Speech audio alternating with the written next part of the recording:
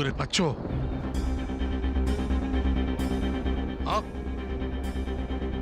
শাশি ওকেই তো ফোন করছে তখন থেকে, ওঠাচ্ছে না। আরে উঠাচ্ছে না এখনো? কি আশ্চর্য ব্যাপার বলো তো দেখি। সারাদিন কাজকর্ম করে সবাই আমরা টায়ার্ড হয়ে বসে রয়েছি, আর ও কিনা কোথায় গিয়ে বসে থাকলো কোনো ঠিক ঠিকানা নাই। মিস্টারজি, আমি কিন্তু প্রচন্ড টায়ার্ড হয়ে গেছি। এখন যদি মোহরের জন্য এইভাবে এখানে ওয়েট করতে হয় এত রাতে, কেমন লাগে? কাউকে ওয়েট করতে হবে না, মোহরের জন্য এখানে আমিই ওয়েট করছি। বিজিৎ, তুই একটা কাজ কর, তুই মিশ্রাজিকে নিয়ে বেরিয়ে পড়। কিন্তু ঋষি, মিশ্রাজি, মোহর ইরেসপন্সিবল হতে পারে, কিন্তু আমরা নই যে রাতের বেলা এভাবে একটা মেয়েকে একলা ফেলে চলে যাব। ঠিক আছে, তুমি একটা কাজ করো, এই আমার গাড়িটা নিয়ে তুমি চলে যেও, আর আমি সবাইকে নিয়ে বেরিয়ে যাচ্ছি। ঠিক আছে, এসো অভিজিৎ।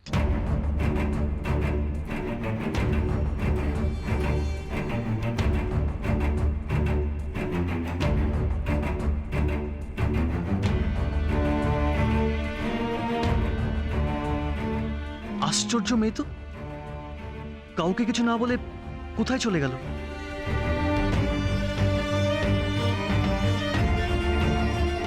আচ্ছা, ওকে ভুলে গেছে আমরা একসাথে এসেছি, আর ওকে ফেলে আমরা যেতে পারি না। কিন্তু এত রাতে মোর গেল কোথায়?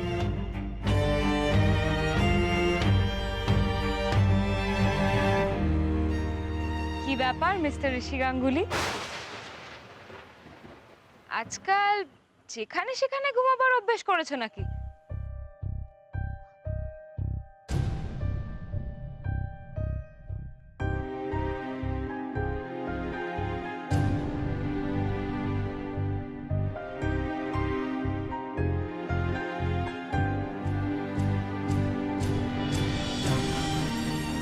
তোমার কি ব্যাপার?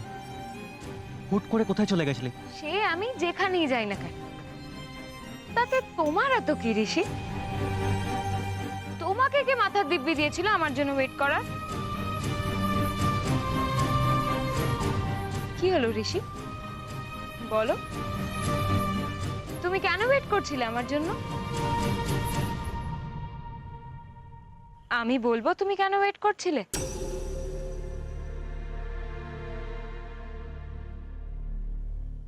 কারণ তুমি আমার জন্য কেয়ার করো।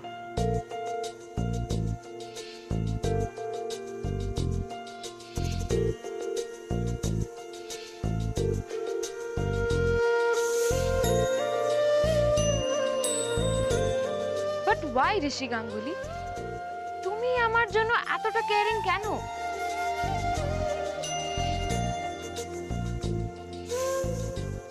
তুমি কি আমাকে ভালোবাসো?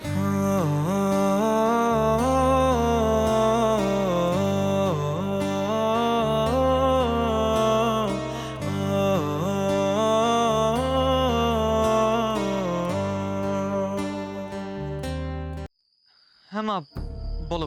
কিরে, তুই কোথায় ঋষি? এখনো বাড়ি ফিরছিস না কেন? হ্যাঁ মা, এক্ষুনি চলে আসছি বাড়ি। কি হয়েছে রে ঋষি? না না, গলাটা এরকম ধরা ধরা লাগছে কেন তোর? কই কিছু না তো। আচ্ছা, তুমি কেন এত রাত অব্দি জেগে আছো? আমার কথা ছাড়, তুই বল, তোর কাজ এখনো শেষ হয়নি? হ্যাঁ, এই তো এবার বাড়ি ফিরবো। না না ঋষি, তোর আর মোহরের তো এক জায়গায় কাজ ছিল, তাই না? তাহলে মোহর বাড়িতে চলে এলো, তুই এলি না কেন? কি? মোহর? হ্যাঁ, পেছনের গেটে তালা দিতে গিয়ে আমি তো দেখলাম মোহর অনেকক্ষণ চলে এসেছে বাড়িতে। ও হ্যাঁ রে ঋষি, সবকিছু ঠিক আছে তো? আমার কিন্তু খুব দুশ্চিন্তা হচ্ছে। ঋষি বল। আমি এক্ষুনি চলে আসছি মা। আসলে বোকার মতো একটা ঝামেলায় ফেঁসে গেছিলাম। কি ভেসে গিয়েছিলিস মানে?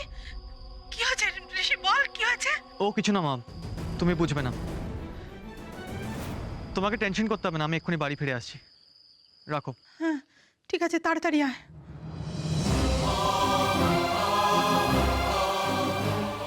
মোহর বাড়ি চলে গেল?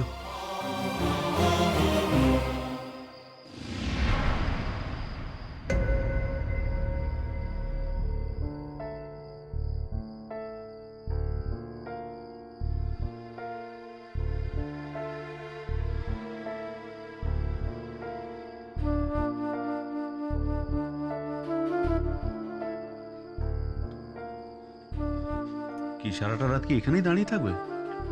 না, যাচ্ছি। ছেলেটা তো এখনো ফেরেনি, না ফিরলে তো যেতেও পাচ্ছি না। ফোন করেনি? না, আমি করেছিলাম, বললো তো আসছি এক্ষুনি। কি একটা নাকি কাজে ফেসে আছে কি বললো, তাও তো 8 ঘন্টা হয়ে গেল। দেখো, এত চিন্তা হচ্ছে না, খালি মনে কু ডাক দিচ্ছে। আচ্ছা, সারাদিন ছেলেদের জন্য মনে কুডাক ছাড়া তোমার আর কোনো কাজ নেই? ছেলেটা কাজে গেছে, বলেছে দেরি হবে, ফোন করলো, তারপরেও এত... ওই তো এসে গেছে।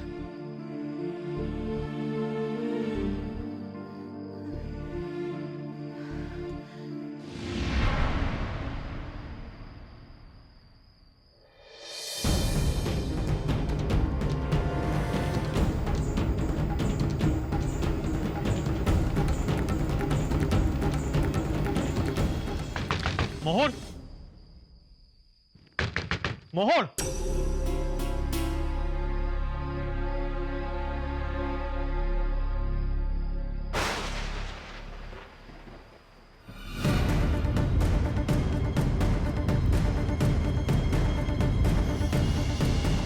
কি ভাবো তুমি নিজেকে? যখন যা ইচ্ছে তাই করবে, কোনো আক্কেল নেই? এভাবে একলা চলে এলে ওখান থেকে, আর একটি বারের জন্য ভাবলে না যে ওখানে যারা বসে আছে তোমার জন্য তারা কতটা টেনশন করতে পারে? এত রাতে খোঁজাখুঁজি করা কতটা টেনশনের তুমি জানো না? তা কি করে বুঝবে? শুধু স্বার্থপরের মতো নিজেরটাই বোঝো, অন্য কারোর কথা তো ভাবো না।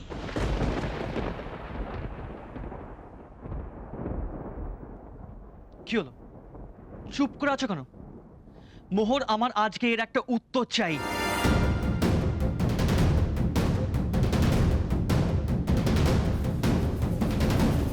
কি হলো, তুমি বোবা নাকি?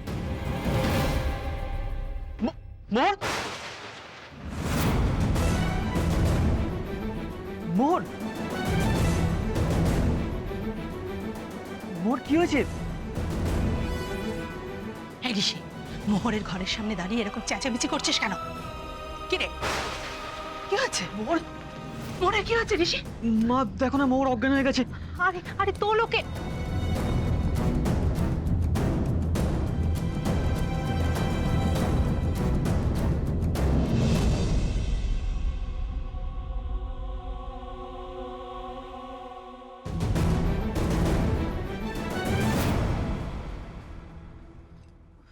এই জন্যে মেয়েটা তাড়াতাড়ি বাড়ি ফিরে এসেছে রে। তোদের কিছু বলেনি না রে? না মা, মোহর তো আমাদের কিছু বলেনি, আর আমরা তো বুঝতেই পারিনি ওর শরীরটা এত খারাপ। ঋষি, গাতে একেবারে পুড়ে যাচ্ছে রে, ছ্যাক করে উঠছে গায়ে হাত দিলে। জলপট্টি দিতে হবে বুঝলি, আমি জল নিয়ে আসি, তুই একটা কাপড়ের ব্যবস্থা কর তো। হ্যাঁ,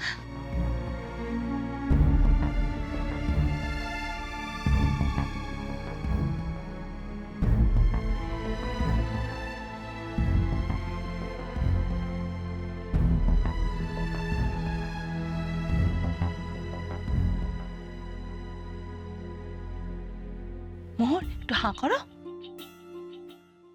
মোহর হাঁ করো।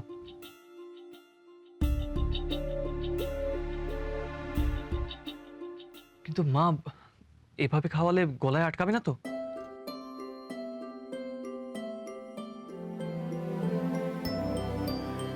না না, কিছু হবে না। মোহর, খাও।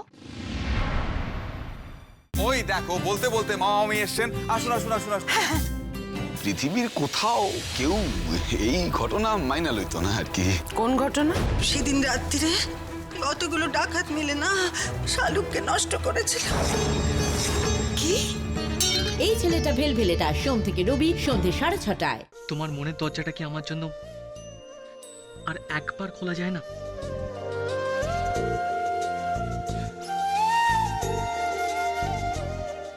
বন্ধুত্বর হাতটা কি আর একবার ধরা যায় না?